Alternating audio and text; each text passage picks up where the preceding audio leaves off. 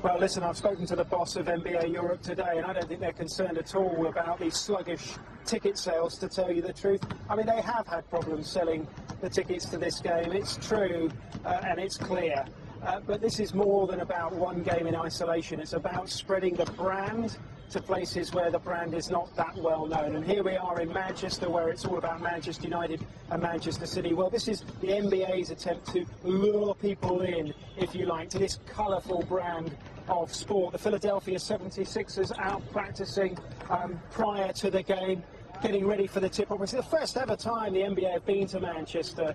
I mean, if you tried to sell Cardiff City versus Valencia in New York or Miami, you might have trouble filling all the seats. But it's interesting because across Europe, there isn't so much of a problem selling this brand of sport. I'm delighted to say that Ernest Macia from Catalunya Radio joins us now. And Ernest, you were following the NBA Global Tour in Bilbao.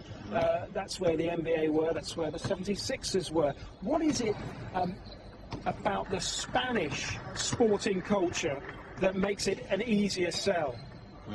Well, I think Spain is a bit different from the United Kingdom. Basketball is an important sport there, probably the third or the second sport, and especially in the north part of Spain, there are new cities now that are introducing themselves to the game of basketball. So in Bilbao, for example, 85% of the seats were sold.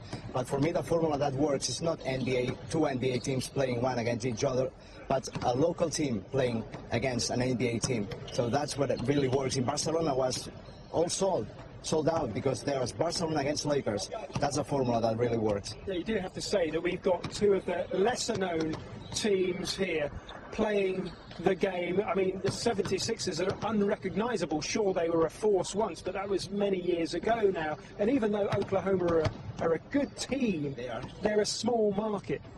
Yes, they are a good team, but if you look at the television here, you know, following people in the NBA, you see that there are many people now increasing the market on NBA because it's a global sport, and thanks to internet, I think it's, you know, springing. But it needs time. You cannot create a brand from one day to another. It probably wants 5-10 years, and now they are at the beginning. And NBA fans, you should just say that the 76ers pre-season touted as being perhaps one of the worst teams. I should whisper this because they're just behind me. One of the worst teams ever to play in the NBA. Now, Ernest, you saw them play. Bilbao, who aren't the best team in Spain, almost beat them.